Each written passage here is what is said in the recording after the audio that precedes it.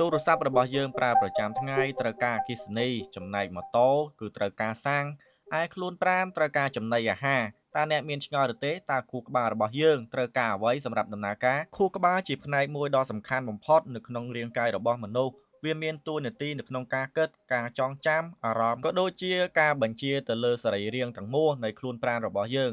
វាមានទម្ងន់ត្រឹមតែ2%ប៉ុណ្ណោះនៃរាងកាយយើងទាំងមូលប៉ុន្តែវាប្រើប្រាស់ថាមពលរហូតដល់20%នៃថាមពលរាងកាយសរុបវាប្រើប្រាស់សារធាតុក្លូយកុសឬមួយក៏ជាតិស្ករនៅក្នុងឈាមដើម្បីដំណើរការនៅពេលដែលយើងបរិភោគចំណីអាហាររាងកាយរបស់យើងនឹងបំលែងចំណីអាហារទាំងនោះទៅជាជាតិស្ករនៅក្នុងសរសៃឈាមរួចជាតិស្ករទាំងនោះត្រូវបានបញ្ជូនដោយសរសៃឈាមបេះដូងដើម្បីទៅចិញ្ចឹមដល់ប្រព័ន្ធប្រសាទនៃខួរក្បាលអាស្រ័យហេតុនេះហើយទើបអាហារពេលព្រឹកសំខាន់ណាស់សម្រាប់សុខភាពខួរក្បាលបើសិនជាបងប្អូនរំលងមិនញ៉ាំអាហារពេលព្រឹកនោះទេគឺធ្វើឲ្យការគិតក៏ដូចជាភាពរហ័សរហួនរបស់បងប្អូនមានសភាពអន់ថយ